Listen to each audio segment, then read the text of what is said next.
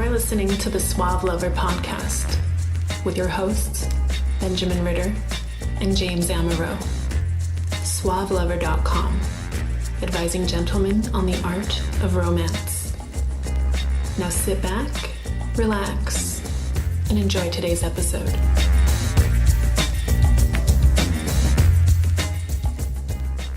We've talked about starting conversations lots and lots of times, but have you ever wished that you just weren't in this conversation? Or you've started a conversation with a girl, you like her, you've got a reason to stay in touch, but you're not sure what to do to get on with the rest of your life, how to get out of the conversation. It's being stuck in the conversation that was going really well, and then it's you're seeing it die. You're seeing it like commit suicide. It's losing steam, yeah. You're like, yeah. Oh no, wait, I have something to do, and this is not going anywhere, and I don't know what is left to say, and my friends are over there. It's like, there's a point in time when starting a conversation is great, but also leaving a conversation is even better. Really important. It's not typically discussed what the best way to end a conversation is, because the assumption, at least in the pickup community, is that you end with a full close. You get her back to your, or you get the number and you like, I guess the moment you get the number, you walk away. Like, what's that over there? Yeah, You're like, right. You're like, I got it. You mean she's gonna sleep with me tomorrow? Right. You're like, right. no, man, right. You got some work to do. Right. It's not that easy. There's two basic cases where you leave the conversation. Either it's gone really well, or it has not gone really well. Either one. Let's assume you chat up a girl. She likes you. You like her. Logistics are working against you because right at this moment, she is not going to go home to sleep. She's got to get up the next day. She's with a friend, whatever it is. How do you leave the impression strong so that you can get in touch next time? Leave with a really good taste in her mouth. Open wide. Yeah, right. Well, one of the main things is that you never want to leave right when you get the phone number. A number is not the end of the conversation. Mm-mm. A number is a mean to what you were trying to do with the girl. So within the conversation, you should have mentioned seeing this person again. And if you haven't, this is the time to do it. Yeah. And when you're getting her number, is just a means to do that thing that you planned on doing. So great, now that's out of the way. Now you can continue the conversation. Yeah, that seems always the best way to get a number, is to have it as a sort of a necessary prerequisite to stay in touch, to do the thing you were talking about doing, or pursue the interest you found in common or something. It's not an event. It's sort of a non-event. It's anticlimactic. We're going to do such and such. We're going to check out this art thing. We're going to skydive, whatever it is that you love. You could even make a joke and say, so I don't really trust the city's phone books, so I'm making my own. What's your phone number? Right. And then, great, get it. Awesome, great, okay. So if you're in the book, then I'll put you as one of the contributors, and then you can continue talking. Mm-hmm. It's a way you want to get it out of the way, because when it takes the pressure off you, it can be a means to plans. And then what do you do? Like, what is left to talk about? Exactly what you were talking about before. Mm-hmm. Because what happens if you leave right after getting the phone number?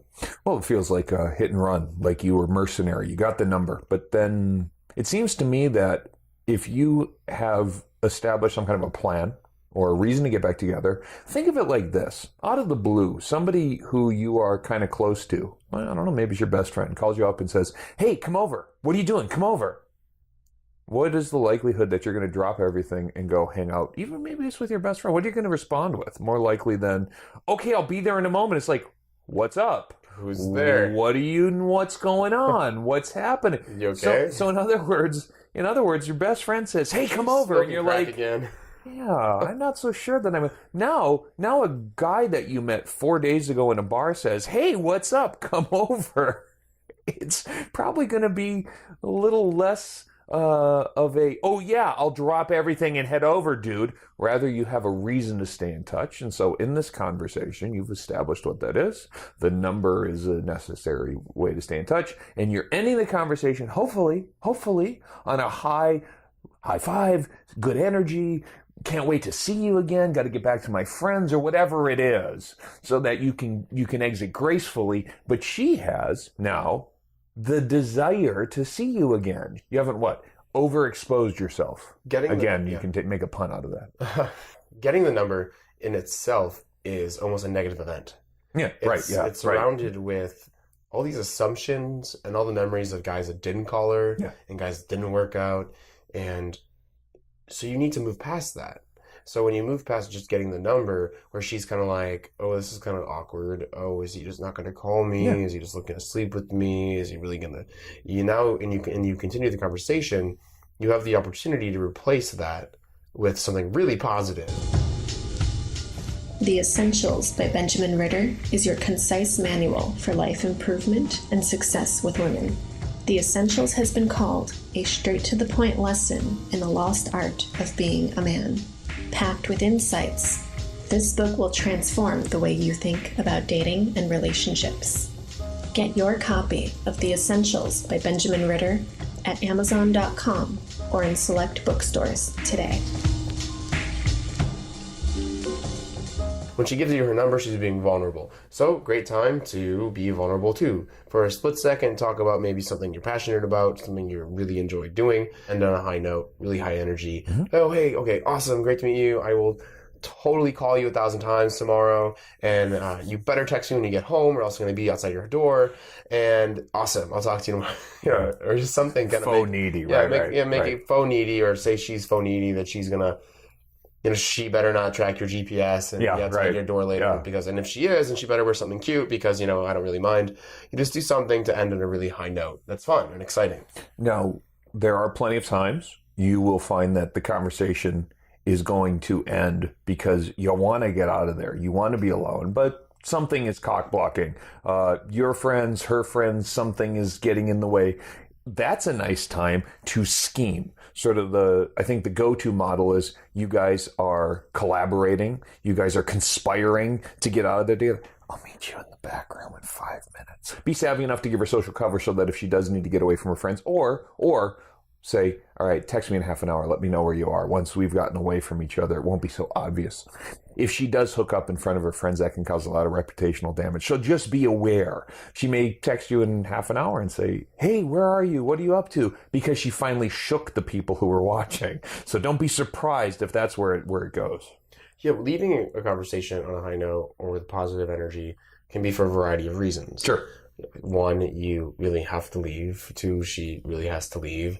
Or her friends are there. Mm-hmm. Or your friends are there. Or just in general, the conversation is over and you sense it going to a lull. What becomes really hard is forcing yourself to engage when it's her birthday. She wants to be with her friends. She's just having a good time being out. You're a great guy and all, but it's not quite magic yet. You had a good conversation.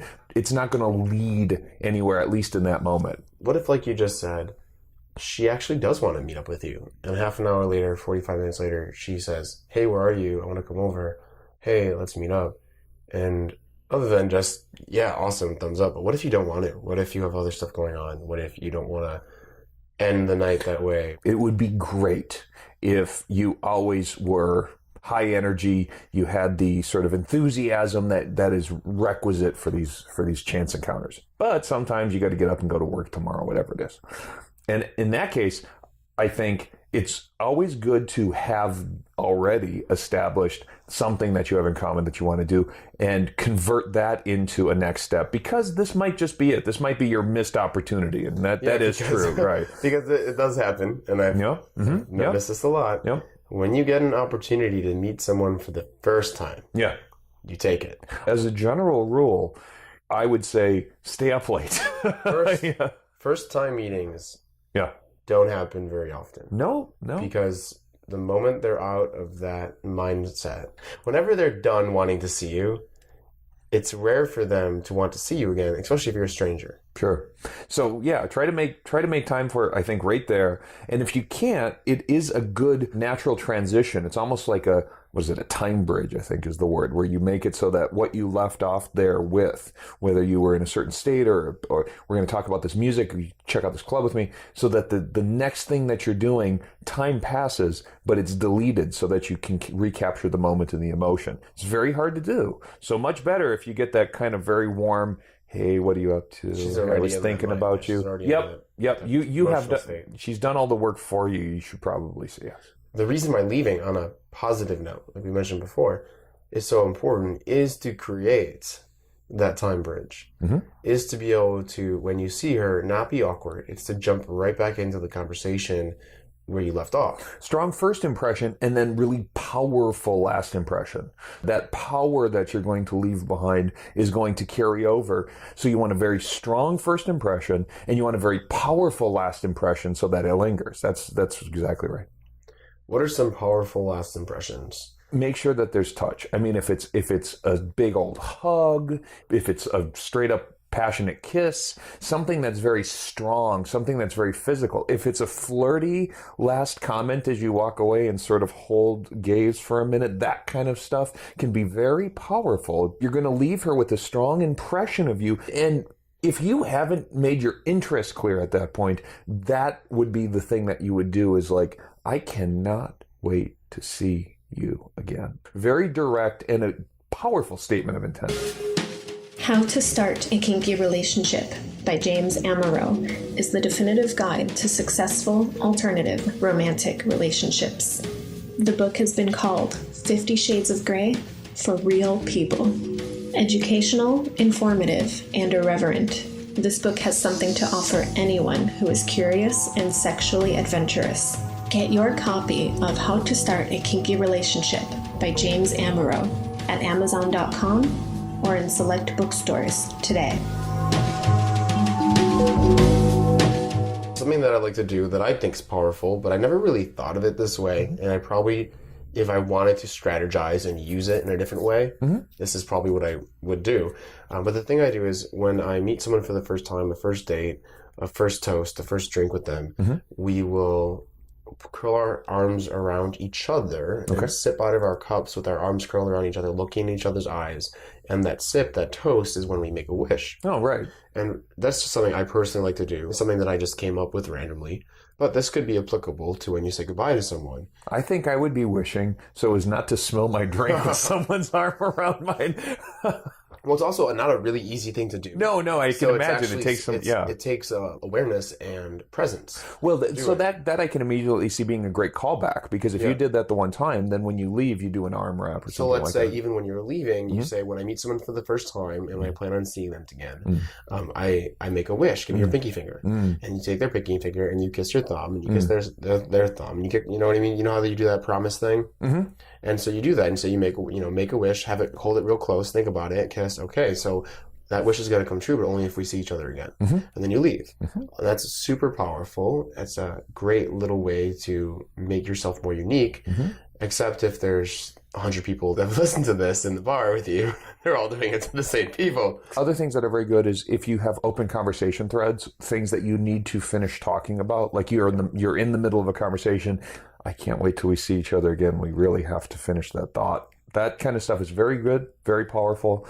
Remind her that she liked talking to you, whether you do it by telling her, boy, I really enjoyed talking to you. I bet you really enjoyed talking to me. Or talk about the things that you enjoy talking about. But yes, that's really good because the more that she becomes comfortable being around you, and that's going to happen at her pace, but you can accelerate it dramatically by calling back and reminding her of this stuff. Well, then the next time you'll fall back into... That's why it's important to be present during your conversation. Huh? And that's why it's important to be... Don't be too drunk. Yeah. Listen. Sorry, I'm gonna. I really.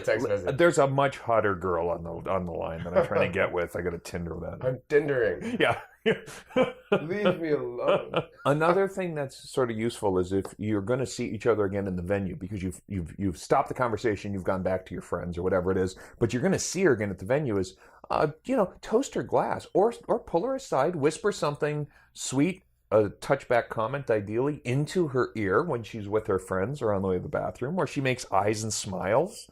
Pull her aside for a second and slowly escalate. Now, ideally, you will be able to meet a girl, have her fall in love with you, take her home, and make her your wife in the course of a half an hour. But what we're saying is, in the cases where that's logistically or practically not going to happen, make sure that you are leaving a good impression at every stage that you're leaving. And then there are cases where There's no good impression to be made. It went to shit. It happens. The girl is really not feeling you. Maybe she's not a very fun girl. I mean, we don't want to run into her. We would often call those bitches. Girls being bitchy to you at any rate. So you find that you're with a girl who doesn't like you, you don't like, whatever. There's a lot of ways that you can end that conversation. You can end by putting her in her place. You can end with a lot of hostility. You can end with drama. But you shouldn't do any of those things. What you should do... This isn't a soap opera. No. What you should do is end with, fine, it was nice to meet you. And that's about it. Being able to walk away without her affecting you is going to have a couple of benefits. Very simple. You don't get to yell at her because she didn't comply. You don't get to call her out for not meeting some expectation or for teasing, whatever. Laughing at you. Oh my God, she laughs at you. What do you care? The point is, you don't want to carry over bad experience to the rest of your night, to the rest of your, whoever else you might meet. And then second of all, other people may or may not be watching you. Most people really don't care what you're doing. But if anybody notices you and her talking from across the room, okay, and she laughs, maybe she's laughing at you. Nobody can tell that. All they can see is two people. One of them is laughing. The other one maybe smiles gracefully and walks away. As far as they know, you just told a hysterical joke. It's called managing your impression in the room. So do that. First of all, keep your gut level responses in check. I mean, yes, there are plenty of girls out there who you could read the riot act and tell them they're entitled, snotty, little, stupid girls. Don't. It's much easier to be nice to someone. It's a lot harder for someone to continually be mean to you if you're nice to them. Yeah. And so you could even toast her from across the room. You could walk by her and she might even smile at you, as long as you're not being negative and mean and creepy. And her friend probably just saw her treat you like shit. And this happens a lot. She'll say, I'm so sorry. And she'll talk to you later. Yeah. And Right. her friend is being bitchy to somebody else or getting too overly drunk, as abusive, aggressive people do that have those personalities. And all of a sudden, her friend loves you. Because you took the higher road and you dealt with her the way that she always has to deal with her. With kindness. Right. That's right. After trying this out for a couple of years, I made a mission of this to go for about a month. My purpose was to get blown out of every set that I went into, just to say the most outrageous, offensive. My rule was I would not touch and I would not curse. I would not call her a curse name. But apart from that, that was it. So I would get the most just hysterical responses, just the hate and stuff. And what I had set myself up to do was to take it. I would go in, I would interfere with other people's lives in a public setting just to verify for myself how much freedom I really have to go do this. And it's a tremendous amount of freedom to do this. And the challenge was to take that hostility, get out of here, you stupid ass. Fuck you, tell me this and that and that. And you just take it. And guess what? At the end, nothing bad happens. They can't use a string of words to hurt you. Now, you may have to block the occasional fist if you wind up with a snooky situation. But apart from that, you're not going to really harm anybody but yourself by escalating or blowing out or messing with a girl who isn't into you. And the best reaction is always no reaction. Well, yeah, on your unless you're really witty and you're really funny and you're really good at improv, and you can take someone's insult and turn it around. Yeah, someone's being aggressive towards you. Say, I know you have all this pent up energy and attraction towards me, but there's safer ways than to be that aggressive. Like, we haven't even talked about a safe word. Right. I don't know what your limits are. There's a good way and a bad way. Sure. The easiest way is to just not react, not internalize it. Too often the ego feels the need to set her straight. And if you can let go of the impulse to set this girl straight, tell her, do you know who I am in this town? Do you know who you're talking to, woman? Just let go of that impulse. Chances are that, like you said, her friend is going to love you for having to tolerate her bullshit, or you caught her at a drunk moment. And a little bit later, this girl who was otherwise nice and pretty and charming until things went bad or whatever, will gather herself up. Well, what eventually will happen if you do take it and you stay in conversation, you may have been the guy that lasted the longest in the conversation with her. Yep. So after she berates every other guy in the bar, you're the guy left that she's talked to the most and feels that can actually handle her shit. Yeah. No, let's be clear. If you find that she says something that's horribly insulting and offensive and you don't want to take it, that's fine. You can leave. But don't take it back out on her. Say, oh, you're one of those girls. I gotcha. Have a good night. And leave. You don't got to set her straight. You don't got to show her how much more vicious and vitriolic you can be. One of the best responses is, wow, you really remind me of my sister. God, I bet she hates to hear that. And then you say, oh, it's cool. I already have your number. I'll see you at home later. You have been listening to the Suave Lover podcast. Visit suavelover.com to become the kind of man that women crave.